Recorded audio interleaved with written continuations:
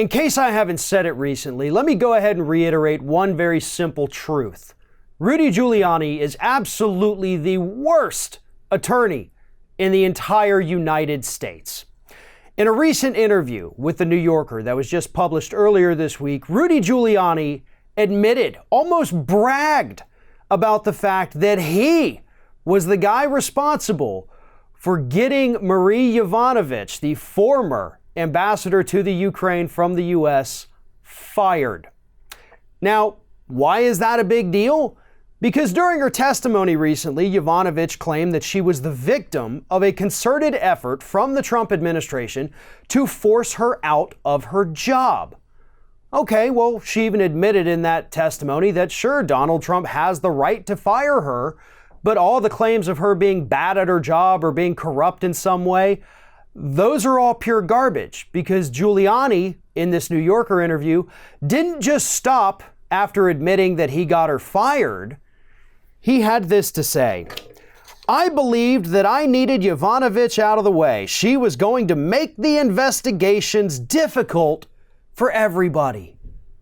Those investigations, by the way, were the ones that Rudy Giuliani was trying to set up to dig up dirt, or more accurately, fabricate dirt on Joe and Hunter Biden. So he admitted, the president's personal lawyer admitted in this interview, I got her fired because I wanted these investigations to move forward.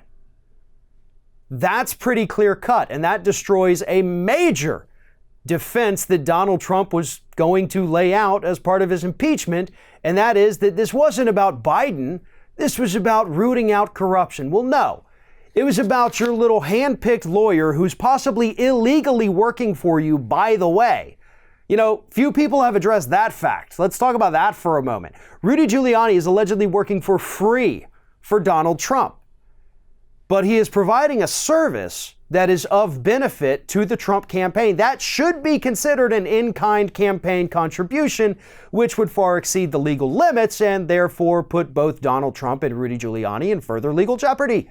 But hey, that's a story for a different day.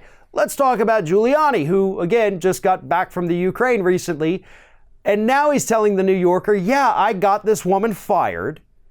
And then he recruited former Hill columnist John Solomon. And then Giuliani said in the interview, I said, John, let's make this as prominent as possible. I'll go on TV, you go on TV, you do columns. And the columns, the TV hits, were all to spread propaganda about Marie Yovanovitch. This was a concerted effort, as Yovanovitch had said, to smear her, to discredit her. So now she's got the basis for a pretty good slander lawsuit, because Giuliani, like a moron, has admitted that he did this now. Like, I don't understand. Even working for free for Donald Trump, he's still being overpaid because he's so grossly incompetent. And furthermore, we know that Giuliani, again, just got back from the Ukraine, where he was working with people to dig up dirt on Joe Biden to give it to Donald Trump. How is that any different, and why aren't Republicans in an uproar? Because they were when the Democrats took over payments for Christopher Steele for his dossier, right? I mean, Republicans were calling for Democrats to be jailed because they were giving money to somebody to dig up dirt on Donald Trump. Well, now we have Donald Trump, who's using his personal lawyer to dig up dirt on his political opponent. Why are these two things different, right?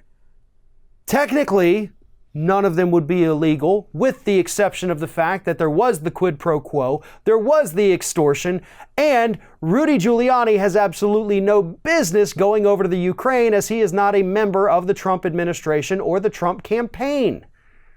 None of this makes any sense, and Rudy Giuliani is only making things so much worse for Donald Trump, the guy who he is eventually going to have to try to defend, and I cannot tell you how excited I am to watch that happen.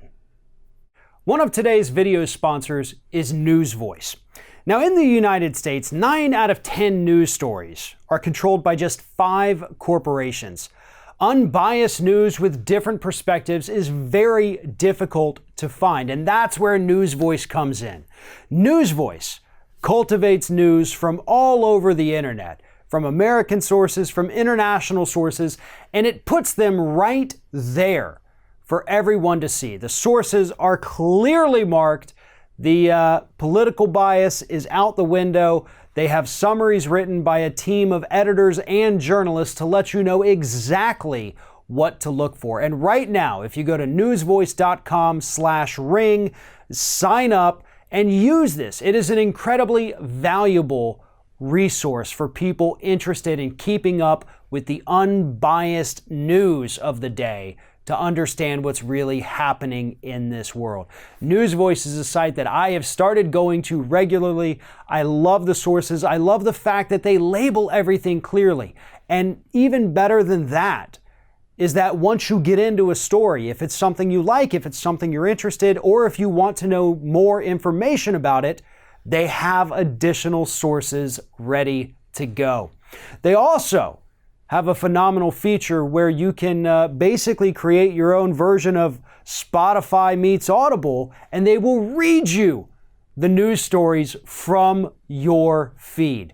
Personalize it, tailor it to yourself, whatever you want to do. With Newsvoice, you get the hottest trending news with unbiased summaries written by the vetted moderators. It's quick, it's effortless, best way to find the stories that grab your interest. You can dive, as I said, as deep as you want into any of these stories, which for me personally, that is a huge selling point because one source is typically, for our profession, never enough to get the full story.